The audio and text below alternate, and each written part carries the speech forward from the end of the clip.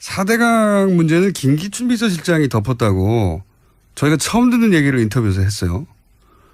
이 대목은 어떻게 생각하십니까? 예, 뭐 저도 전에 듣기로 국정원 댓글 사건으로 곤란에 빠진 예. 박근혜 정부에서 사실상 핵심 실세였던 김기춘 실장이 이 전선이 이렇게 확대되는 걸 막기 위해서 이제 정권이 좀 어려움에 처해 있기 때문에 네. 전 정권의 비리를 갖다가 덮어물어서 네. 전 정권은 아군으로 그냥 무장 해제시키는 이제 그런 의도였다고 보는데 저는 그 말이 사실일 수 있다고 봅니다. 그러나 그 사실만은 아닐 것이다. 더 큰 사실이 있을 것이다. 더 큰 사실이 뭡니까? 저는 그러면 박근혜 대통령의 역할은 뭐였느냐는 거죠. 김기춘 실장이 그렇게 막을 때 예. 오히려 박근혜 대통령의 지시하에 막았다. 그리고 그 심부름을 한 책임자가 김기춘 실장이었다.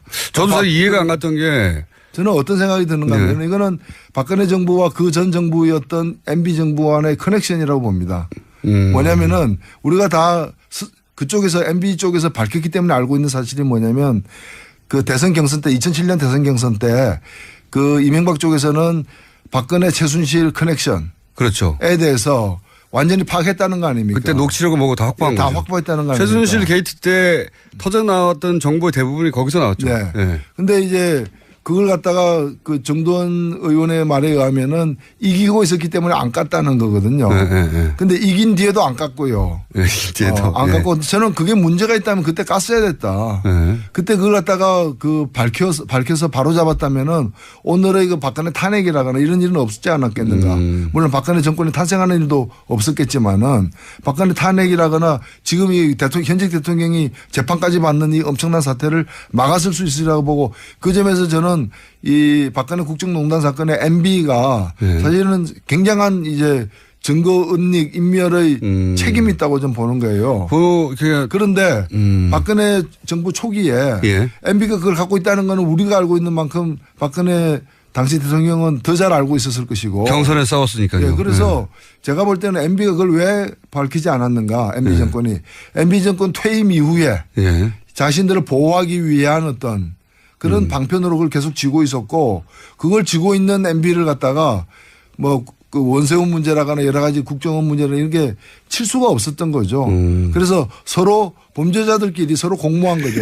각각 다른 범죄를 저지른 범죄자들끼리 그 범죄 사실을 서로 알면서 그걸 서로 봐주게 하면서 서로를 지켜주는 그런 상황이 여기까지 온 게 아닌가 봅니다. 보험으로 지고 있었다고 보시는 거군요. 그렇죠. 보험으로 지고 있었고 그렇기 때문에 그 박근혜 5년 내내 MB 쪽 인사들의 주요 어떤 문제가 이제 뭐 건드린다 하면서도 제대로 못 건드리고 그냥 다 덮고 넘어간 이유가 그게 있는 것이고 그 대표적인 것이 4대강 비리라는 거죠.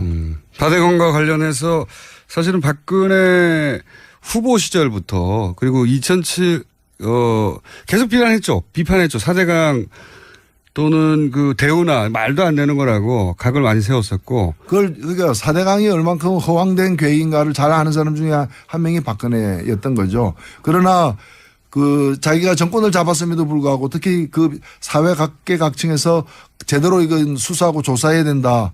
왜 이렇게 됐는지. 그걸 그래서 감사 요구가 숱해 있었음에도 불구하고 감사원이 제대로 감사하지 않고 막판에 가서야 너무 여론이 비등하니까 좀 하는 척 하다가 그만둔 거죠. 그리고 나서는 실제 그 감사로 인해서 처벌받은 사람은 한 사람도 없어요. 없는 것이죠. 공직사회에서. 그리고 왜 이렇게 그리고 무엇보다도 뭔가 하면 진실이 안 밝혀진 거예요. 4대강 사업으로 우리 자연이 어느 만큼 망가졌고 어느 만큼 우리가 이제 위험하게 됐는가에 대해서 그것도 안 밝힌 상태인 거고 그러니까 지금도 보면은 그 과거의 관쪽 언론들은 그 주로 스피커들은 보면은 별 문제 없다. 그렇죠. 여전히. 오히려 보호가 지금 홍수 예방 등 좋은 작용을 하고 있다. 녹조 그 아무 문제 없다. 마셔도 된다. 뭐 그렇게 얘기를 하고 있는 거예요. 마셔도 된다. 그 전문가들에 의하면 똥물도 정수를 할 수 있답니다. 근데 왜 우리가 똥물을 마셔야 되냐 이거죠. 그렇죠. 그 정수 비용만 놓고 생각하더라도 뭐 그렇게 갈 수는 없는 것이죠. 그러니까 이제 대표님이 보시기에는 이상돈 의원은 김기춘 비서실장이 막았다고 하지만 김기춘 비서실장은 실행을 했을 뿐이지 예, 그것을 막으라고 지시한 사람은 박근혜 전 대통령이었다고 봐야 된다. 당연히 그렇게 봐야 되는 거고 예. 더 거슬러 가면은 이명박 쪽에서 쥐고 있었던 박근혜 최순실 커넥션의 어떤 전모, 약점. 예. 약점. 그걸 갖다가 터뜨리는 걸 막기 위한 것이었다 보는 거죠. 2007년 경선 때 가지고 있던 그 뭐 녹취록 정도가 아니라 정권을 잡고 난 다음에는 훨씬 더 많은 정보를 취득했겠죠, 아마도. 그렇죠. 예. 그러니까 저는 정도원 의원은 문제라고 보는 것이 지금 이런 엄청난 사태가 지금 발생하고 대통령이 파면되고 탄핵되고 감옥까지 간 상황에서도 왜 진실을 안 밝히냐 이거예요. 누구를 위해서 진실을 안 밝히냐 이거죠. 정두환 의원요? 예. 정도원 의원이 다 안다고 하면서 안 밝히고 있거든요. 아, 이 사대강 관련해서요? 예. 저희가 인터뷰 아니요. 사대강이 아니고 예. 그 박근혜 최순실 커넥션에 대해서 예. 그 당시 조사 책임자였지 않습니까? 아, 인터뷰도 많이 했습니다, 사실. 예. 했는데 예. 다 밝히지 엄청난 게 있다는 거면 얘기해. 그랬나요? 예. 아, 인터뷰 해봐야 되겠네요. 이 감사 지시에 대해서 이명박 전 대통령이 뭐 다 끝난 얘기를 시비거리를 정치적으로 만들려고 한다는 반응에 대해서는 어떻게 보십니까?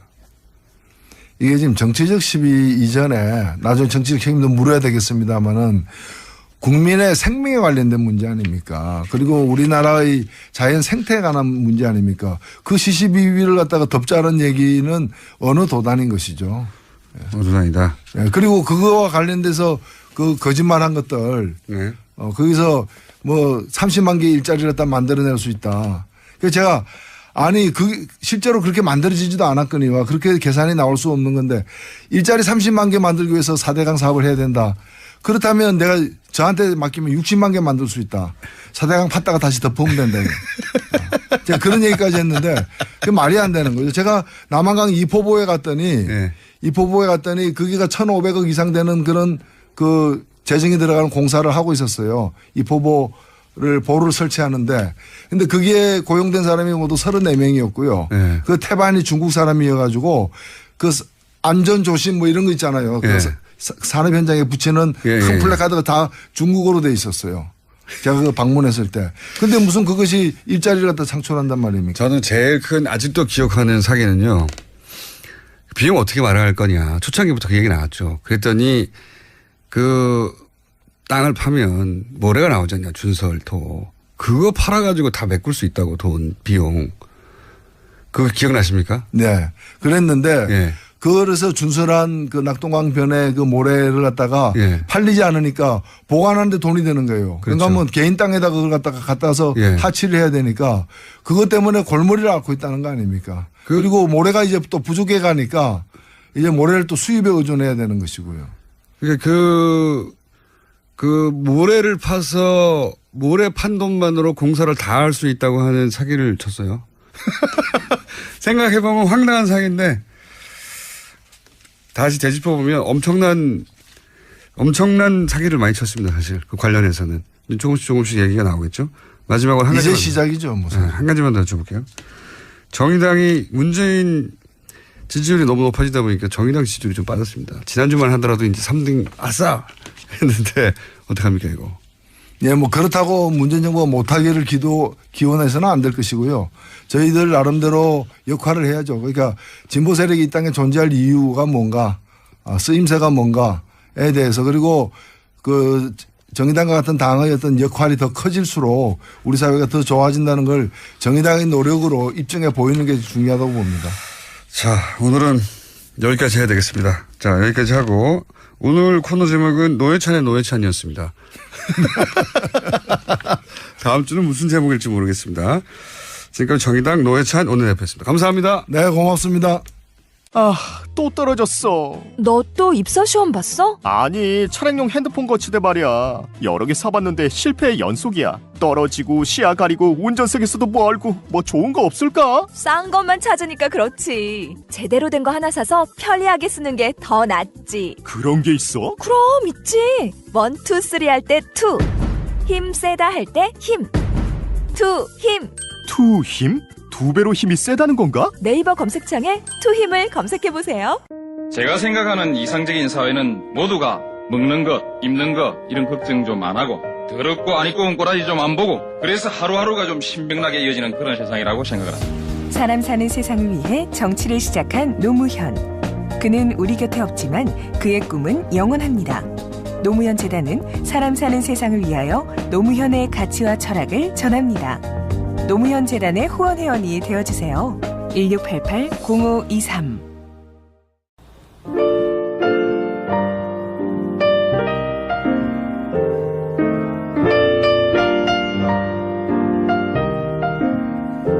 자, 불친절한 AS.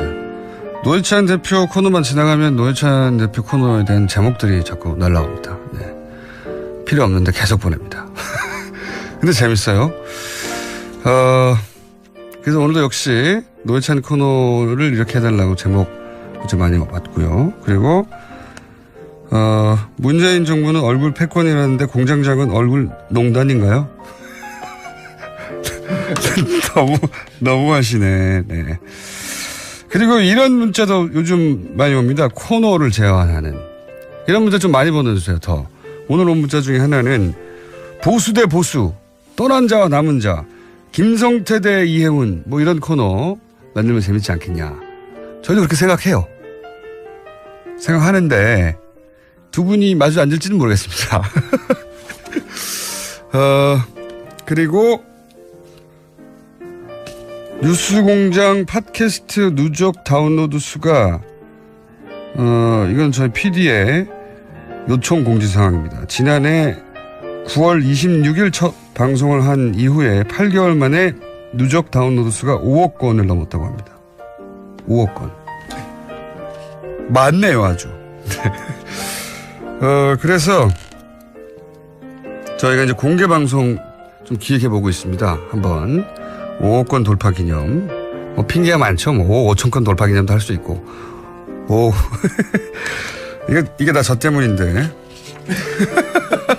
저한테 상을 주는 날로 공개 방송을, 제가 저한테 상을 주는 날로 공개 방송을 한번 기획해 볼까 합니다. 자, 오늘 여기까지입니다.